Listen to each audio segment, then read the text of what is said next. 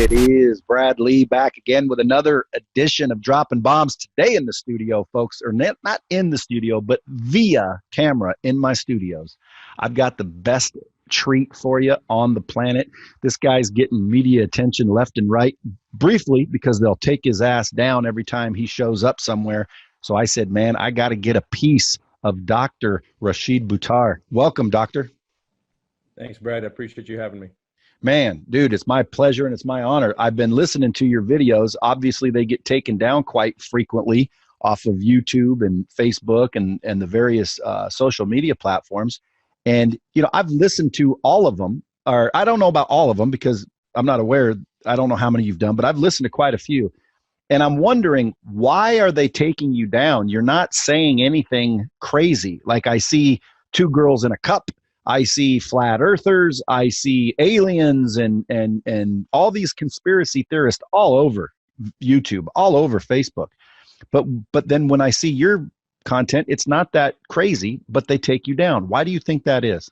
Censorship is the biggest problem in the entire world right now. They're preventing the public from becoming informed, because as soon as the public becomes informed, they become empowered. When you become empowered, you can no longer be victimized. And that's the reason that they're censoring everything. They're censoring it because they want to maintain control. They don't want people to know the truth.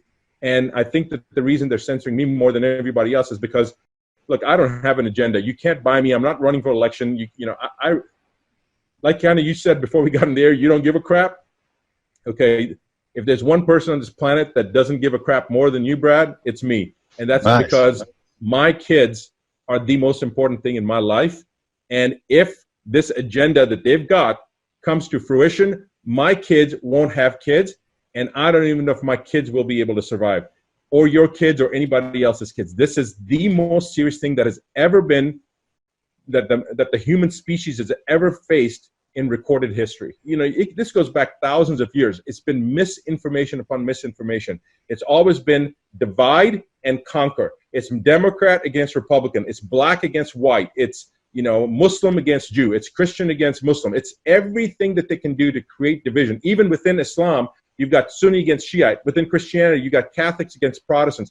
It's always about division. And people have to understand right now that this is the first time that it has become evident that we are all in the same boat. Excuse me. And more, the agenda of dividing us and then conquering us is becoming evident. And, you know, you want to talk about conspiracy theory, we'll talk about conspiracy theory, but I want you to remember where that term came from. Conspiracy theory was a term that was coined by the Central Intelligence Agency, by the CIA, right around the time of the JFK assassination. And it was designed to throw off, minimize, and ridicule anybody that would ask the question that would open up a narrative as to who killed John F. Kennedy. And that's where it all started from. And I'll tell you right now, the conspiracy aspect, it's very true. Okay, the theory aspect, that ship sailed a long time ago. This is way beyond the theory now. There's science, there's evidence, there's all sorts of proof to show that this has nothing to do with theory. This is not theoretical. This is factual, and that's why I believe my videos have been taken down, because I show the facts, I show the proof. And those three letters that you mentioned, you said them out loud: the C, the I, and the A. Now that's the shit I'm afraid of, because dude, there's some scary bitches. Even JFK said he was going to dismantle them because what he discovered, and then next thing you know, he's got a bullet in his head. Yeah, that's exactly right. And I'm sure you've heard Project Mockingbird. Absolutely. You're one of the few people that's actually talked about Project Mockingbird, yeah. And as soon as this thing whole started and they shut down the whole planet, I'm like, dude, this is not over a disease and a few deaths. And if it's true, if this is being shut down because of COVID, well then, dude, it is far more deadly than they're telling us. Like, they don't want us to shit our pants and freak out. So they're saying it's not that deadly. I said, but if they're doing this worldwide, this is either the most deadly thing about ready to kill a lot of people, or it's about something else. Now, well, let me just, if I can just respond to that. Sure. It is extremely deadly, and it's going to kill a lot of people, but it's not the COVID-19. Well, that's what's coming, correct? Correct. Right. And I want to talk about that. But the thing you're talking about that said we'll get this banned if we mention the the number and the letter, I'm going to say it rhymes with jive free. Okay. It rhymes with jive free. If you look at the top right of your phone, it probably says it in the top right hand of your phone in the corner. So this is what I keep hearing. They're running around with all these jive free towers, and they want us in our house so they can erect these towers. Do you think that's got any semblance of truth? Absolutely. So they're saying get in your houses so people can erect towers that we don't notice. Like I wouldn't have cared if they were erecting a tower, nor would I have known that it was a jive-free tower. Well, neither would I have been aware of it, and I wouldn't have cared either, except the fact that there's 2,000 studies that have been done to show the detrimental effects of this technology.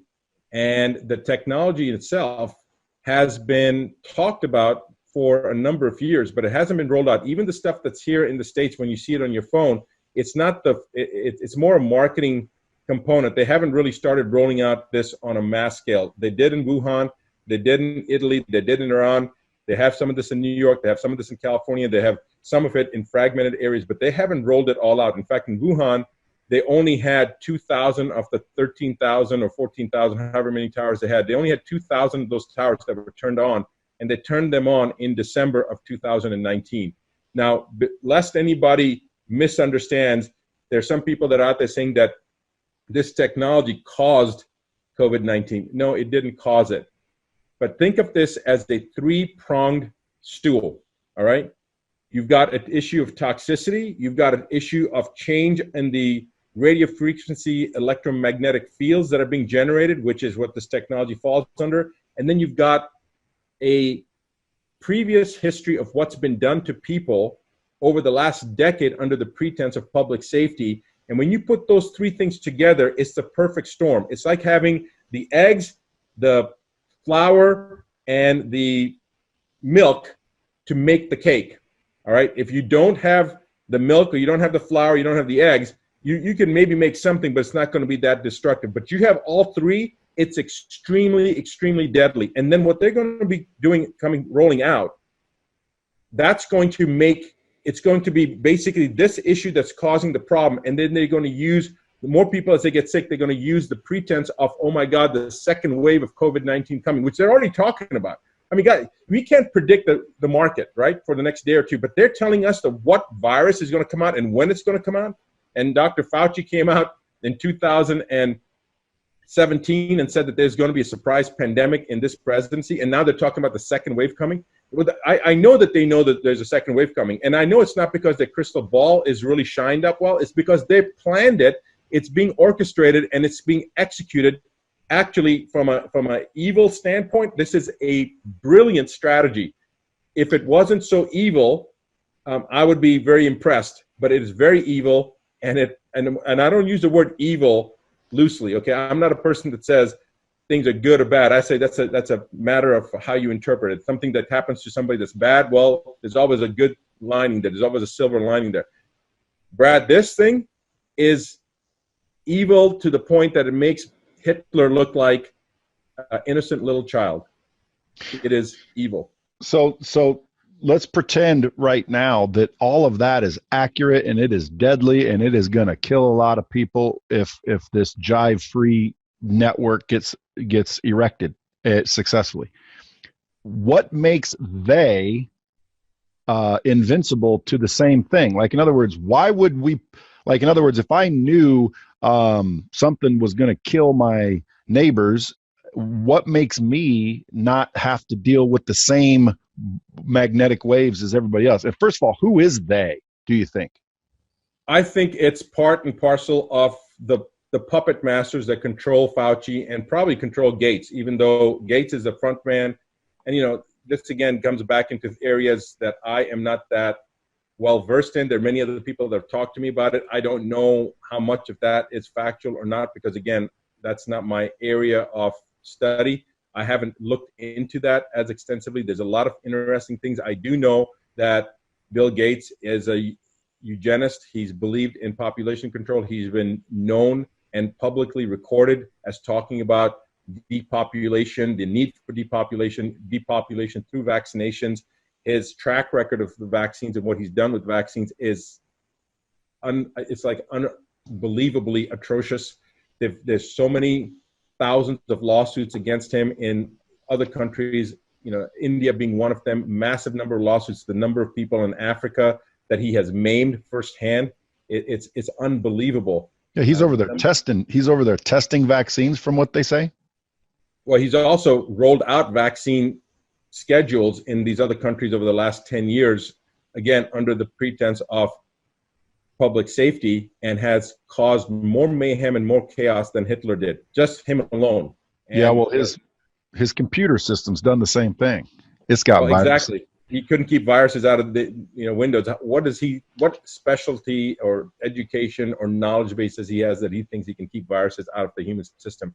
And the bottom line is, you know, I don't even think this guy has a soul, man, because there's no way that you could ever do something like this, understanding and respecting our connectedness, having any spirituality, believing in karma, whatever. This guy is beyond any human capacity for doing wrong things that I have ever even been able to contemplate or imagine. Yeah. Well, before we continue, I want to find out your opinion on this. These people that are behind this, even for billions and billions, if all of these towers kill people, won't it kill them too? Well, you know, this is a very good question. Again, as I mentioned, if you have the flour and the batter and the eggs and the milk, that it's a perfect storm. They don't want anybody to figure out what's been happening. So they've been laying things into our systems using these vaccines, the H1N1, the trivalent flu shot, the covalent flu shot. They've already found now that even though there's been no exposure to COVID-19, when you go back into these cat studies and mice and rat studies, and even in humans, they're seeing that without any exposure to COVID-19, they're testing positive for COVID-19. So they call it a false positive, meaning that it's false that that the test is positive, but it's positive, and so they're calling it false because there's no way it could be positive. In actuality, that's a load of rubbish. They're not false positives. They're accurate. There are positives because of the stuff that's been introduced into our systems, into the human systems, from the trivalent, the covalent flu shots, as well as the H1N1, and probably many other vaccines that have been out there. Now, and the studies have shown this. This goes all the way back to 1984. They've got studies that show in the animal model, people testing positive for coronavirus despite no exposure to coronavirus. So here's what's happening. There is this prediction that there's going to be a second wave. There is going to be a second wave. The second wave, the reason they know it is because they're planning it. So here's how the wave is going to happen. They're going to ease the restrictions right now. People are going to start coming out. And one, people have been in their houses. They've been stressed out. They come out. Their systems haven't adapted enough because they've been stressed out. They're walking out into an environment. Again, it's like they've been kept in a sterile environment. People are going to get sick when they come out just because they've been away from each other. So that's a normal process when you have a bunch of people together. People are going to get a little sick. They're going to introduce the vaccines. More people are going to get sick. The new technology that's being rolled out while we're being kept in homes is going to be turned on. And a lot of people are going to get sick. So you got a combination of people coming back out from their sterile, closed-in, protected environments into a public environment where everybody's the normal, just like a normal person when they come out into the store and you touch a grocery cart or something like that, and then you catch a normal flu. So people are going to get sick from that. Then they're going to be introducing the vaccines that are going to make more people sick. And then you've got this new technology that's going to make more people sick. So you got a whole bunch of people that are going to start getting sick, and they're going to use that as a justification. Oh my God, the new COVID wave is coming through. And then they're going to say the vaccine is mandatory. And now they're going to vaccinate more people, and that's where you're going to have millions of people dying. Not hundreds of thousands, not tens of thousands, millions. Now, some people may think, Dr. Buttar, you're full of crap and you're an idiot and you're crazy. That's fine. They're welcome to say anything they want. But 10 years ago, in 2010, if you go back and you look at the videos that were put out from CNN, all the mainstream media, they had President Obama talking about 60 million people in the U.S., 20% of the population was going to die from something called the H1N1. H1N1 was another man-made virus, okay? The guy who did all the research on the H1N1, and I'm sorry, the guy that did all the research on Tamiflu, which is the most utilized antiviral drug on the market.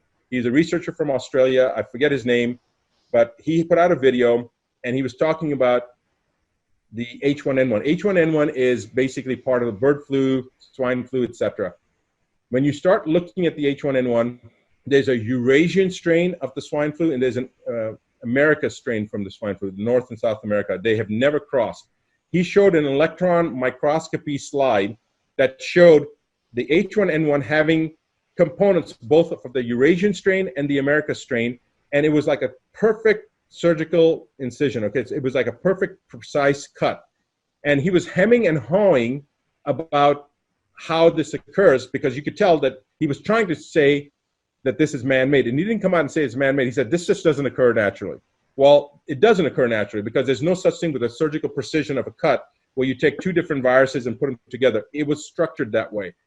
Moreover, H1N1 was actually patented. The virus was patented in Austria by Baxter, which is a large pharmaceutical manufacturer. Now, 9 months before the first case of H1N1. Now, there were people talking about the necessity of actually getting the H1N1 vaccine, and if they didn't, masses would die. In Germany, they committed to 98% of the population would be paid for to get the vaccine. They revolted. The public didn't want it. In UK, they did that. In the US, the nursing associations from Washington State and New York refused it. They were willing to go all the way to the Supreme Court to protest the unconstitutionality of having to be mandated to take a vaccine that hadn't been adequately studied. People laughed at the H1N1. Nobody took it, and that's the reason 60 million people did not die. They refused it. That's why. Now, there was a case that was reported in the Los Angeles Times about a hospital in Los Angeles called Martin Luther King Hospital, where they had 64 cases of people that died of H1N1, and nobody was talking about it, and they thought it was an outrage, and then boom, the story goes dead. Now, I happen to record that story, and I happen to have recorded that Tamiflu researcher because they took his video off too. And then I put out some videos. This was 10 years ago. They talk about the H1N1, how bad it is, and they're talking about these 64 deaths in Los Angeles Times, and the story goes dead. And I'm trying to figure out, why did the story go dead? So I'm looking in the archives and the websites that contain archives of other websites. Even in those archived websites, all traces of that article disappeared. You couldn't find it. It was like nobody had ever written it. I happen to have a friend that was working at Martin Luther King Hospital, a surgeon. I contacted him, and I asked him, I said, that was a load of rubbish, wasn't it? And he said, no, man, all 64 were real deaths. They actually died, and they were verified H1N1. They were tested. And now I'm shocked. But, you know, your name of your show is Dropping Bombshells. That's when he dropped the bombshell on me. He said, yeah, they were all tested, and they had all H1N1, but they were also, all 64 of them had the H1N1 vaccine. All 64 that had the vaccine died. Now, the reason we didn't have 60 million deaths in the US, and by the way, what I'm talking about is applicable to the whole world, but the reason we didn't have 60 million deaths in the US was because people refused to take the H1N1. And that's exactly what has to be done now, because if they don't, they will have millions and millions of people, not just in the US, but over the world.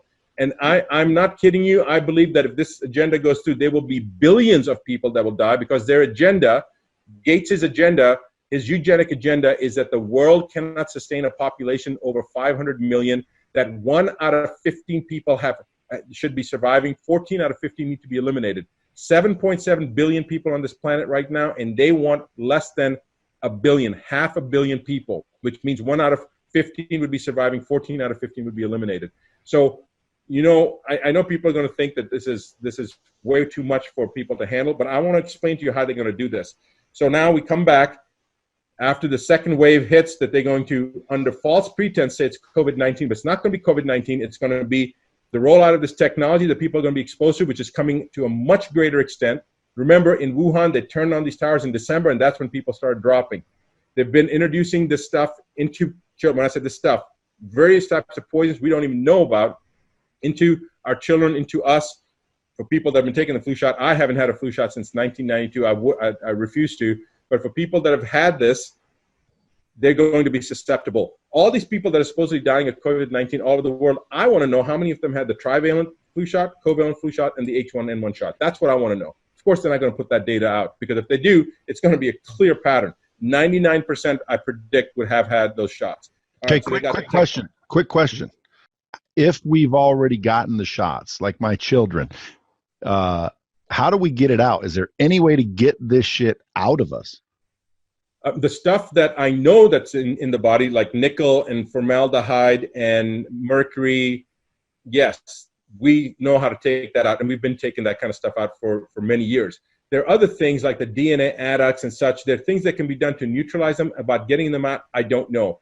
But the problem isn't the things that we know and understand, Brad. The things are what has been introduced that we are not aware of. That's the concern, because we don't know all the stuff that they've been injecting. The mere fact that these people are testing positive for COVID-19 and have never been exposed to it, and then you go back into these studies from 2018, 2014, 1984, and you see these positive for COVID-19 or positive for coronavirus, and then the so-called authorities, you know, when you talk to them, the virologists that are part and parcel of Fauci's crew, when you talk to them, they're like, oh, well, those are false positives. And the media is reporting them as false positives. They're not false positives. That test is picking up something that was introduced into the body previously. It's just like when we call side effects of drugs side effects. They're not side effects. They're direct freaking effects of those drugs. They're not desired, so we call them side effects, but they're direct effects. I mean, just think about the idiocy of it. You know, if I punch somebody in the face and it breaks their teeth and say, well, that's a side effect. No, it's not. It's a direct effect. I punched the person, they broke their teeth. That's a direct effect. You want to know about different doctors. Doctors are probably, just right now, the evidence is that the doctors out there, that the fact that the vast majority have not opened their mouths shows you that they are motivated by fear. Doctors are the greatest population of individuals as a whole. They have been attributed as being highly intelligent. They're not highly intelligent. I can tell you my profession is not highly intelligent. If you want to say what our profession is really, really, really well known for, and what you can say that nobody can compete with doctors, is the ability for them to process information and the ability for them to carry a workload. Doctors carry more workload on their shoulders than any other profession. But as far as raw cognitive ability, intelligence, no, they don't have it. They're glorified cookbook. They're following a cookbook. Okay, they're glorified cooks. That's all they are. I'll tell you very, very simply that all my friends that were in college that were really, really smart, they didn't go into medicine. They went into chemical engineering. They went into electrical engineering. They went into business. They didn't go into medicine. You got to really want to help people to go into medicine, especially nowadays. And Brad, I want to this is a really, really important part, so I just want to go ahead and mention this. The pharmaceutical company that has been earmarked to create this vaccine, there's 80 different vaccines in the cooker right now. Okay, that's what they're working on.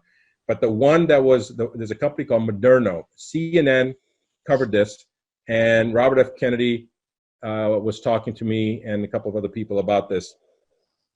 This Moderna has won. It was on the brink of bankruptcy. It was $1.5 billion in the hole. Gates has been propping it up. Fauci has now earmarked them to be the one that are going to get the contract to make this vaccine, okay, this vaccine for COVID-19. And it hasn't been granted yet, but from what I understand, that's what they're earmarking this company. Now, here's the thing about Moderna. One, there was a big article that was written about it. I believe it was in CNN. A big article they wrote about it. And what I want to bring your attention to is the last portion of it, which you know, a lot of people may not even get to that last portion. But here's the facts about Moderna that they didn't talk about in CNN. One, they've never made a vaccine ever. Two, they've never made anything that can be consumed by humans ever. Three, this has been a company on the edge of bankruptcy that Gates, as I said, fished out and that Fauci earmarked for this vaccine production. Four, they have bypassed all animal experimentation completely. They're going to introduce it straight into humans. Next, five, it's the first RNA vaccine that will be commercially available. RNA, remember, viruses are RNA fragments and DNA fragments. When you have RNA naturally goes into our DNA to help repair and regenerate parts of the DNA that have been damaged. This RNA vaccine will go into our DNA and it will rewrite our DNA, not just at that moment, but continue like a domino effect. It will continue to rewrite our DNA. It will not metaphorically change us. It will literally, morphologically change us. It will change what it means to be a human, to the point that they don't want anybody that's going to be getting the experimental vaccines during the studies to engage in sexual intercourse, because they're afraid that if they reproduce, we will see what the first generation of babies are going to be looking like. That's why they don't want anybody to be engaged in sexual intercourse. If this agenda comes to fruition, our children will not be able to have children. And 2 generations down, we will not be humans like we know, like we are now. So this is truly, I'm not trying to exaggerate. If anything, I'm underemphasizing this. We are literally talking about the future of the human species. This agenda has to be stopped. And this little blip that we've got of time is when people need to understand that the US Constitution is not a document of convenience. It is a document that was formed in the belly of the worst time in the history of the United States. It was formed and honed in during a terrible, terrible crisis. And now when there's another crisis that's hitting us, we say, oh, no, we'll just put the Constitution aside. You know, they've been trying to disarm Americans for the last 10 years. I've got friends from all over the world. I've got patients from 93 countries. They all say the same thing to me. Dr. Buttar, I hope you Americans understand how important it is that you never give up your arms. Because as the US goes, so does the rest of the world. So to everybody that is a retired military or retired law enforcement or active duty law enforcement and military, I want you to listen to these words. Your oath was to defend and protect the US Constitution against all enemies,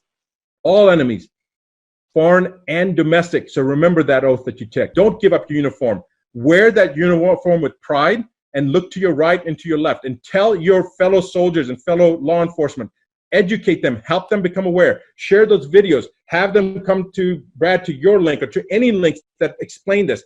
Make them aware, because as soon as you take off your uniform, you are just like any one of us. And your children are going to be susceptible just like our children are. So it is your job to defy an illegal order. Remember that if you follow an illegal order, you are guilty of a war crime. It is your job to stand up and refute that order. Already there are sheriffs in Arizona, in Massachusetts that have said they are not going to follow the governor's orders. This is not Nazi Germany. We're not going to randomly stop people and ask them for their papers. To those sheriffs, I applaud you and I salute you. And to the rest of the sheriffs, follow their lead. For law enforcement, for military, follow their lead, because your job is to defend those that can't defend themselves. Your job is to stand up for the rights of those that are not able to speak or that are not able to protect themselves. And when somebody gives you an order to do something, whatever that order is going to be in the future, remember that. And you, to your right and to your left, every one of you, remember that and stand up for that, because there's something that's coming down the pipeline, and you are going to be the reason that we are going to be successful, and our future of mankind is going to not just be back to normal. It's going to be beautiful. It's going to be an abundant world. I'm so grateful for this time right now, Brad. The reason is because it's coming all to a head. All the lies cannot disappear. What I've been talking about for 29 years or 25 years, I've been a doctor 29 years, but for 25 years I've been talking about, you know, the vaccine issue, the cancer issue, the heart disease, the misinformation, the media propagating lies.